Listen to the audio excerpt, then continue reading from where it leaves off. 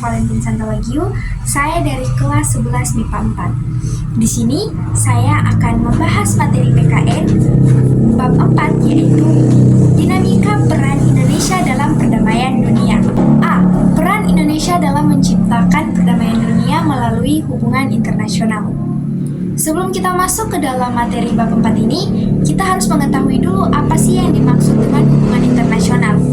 Hubungan internasional adalah hubungan antar bangsa, kelompok-kelompok, bahkan dunia yang bersifat global, meliputi seluruh hubungan yang melampaui batas ketatanegaraan, serta hubungan internasional memiliki tujuan sendiri, yaitu untuk menciptakan rasa saling pengertian antar bangsa dalam membina serta menegakkan suatu perdamaian.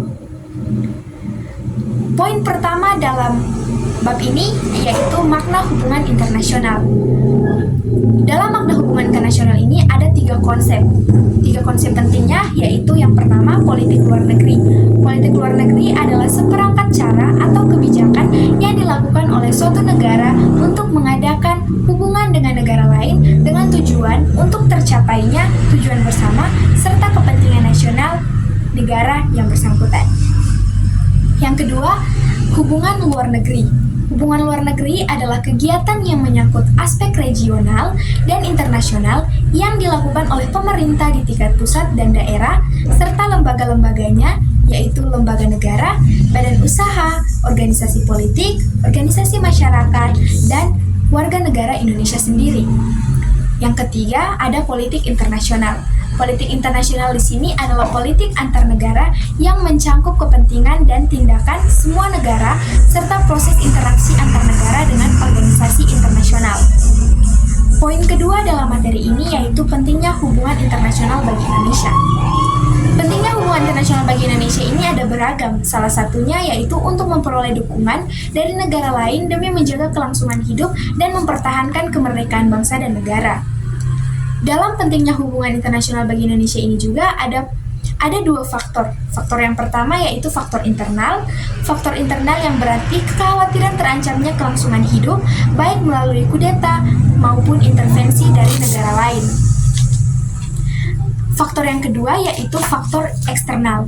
Faktor eksternal yaitu ketentuan hukum alam yang tidak dapat dipungkiri bahwa suatu negara tidak dapat terdiri sendiri tanpa bantuan dan kerjasama dengan negara lain. Poin ketiga, politik luar negeri Indonesia dalam menjalin hubungan internasional. Dalam menjalin hubungan internasional, ada pun organisasi-organisasi yang berhasil dibentuk, yaitu yang pertama, PBB, Perserikatan Bangsa-Bangsa. Perserikatan Bangsa-Bangsa adalah organisasi internasional yang didirikan pada 24 Oktober 1945 untuk mendorong organisasi internasional. Indonesia diterima sebagai anggota PBB ke-60 pada tanggal 28 September 1950.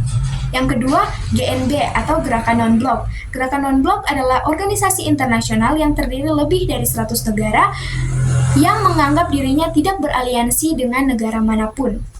Yang ketiga, ASEAN atau Association of Southeast Asian Nations adalah organisasi geopolitik dan kerjasama ekonomi dari negara-negara di Asia Tenggara yang didirikan di Bangkok pada tanggal 8 Agustus 1967.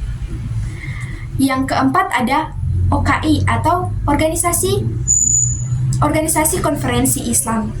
Organisasi ini adalah organisasi kerjasama Islam yang dianggotakan 57 negara dan didirikan pada tanggal 25 September 1969. Yang terakhir ada OPEC atau Organisasi Negara Pengekspor Minyak. Organisasi ini adalah organisasi dunia yang berisikan negara-negara penghasil minyak yang didirikan pada tanggal 14 September 1961. Oke, demikian pembahasan materi bab 4, dinamika peran Indonesia dalam perdamaian dunia dari saya. Semoga dengan pembahasan ini kita semua dapat memahami apa artinya hubungan internasional, kerjasama, dan perdamaian dunia yang dilakukan Indonesia untuk menjaga perdamaian dunia ini sendiri.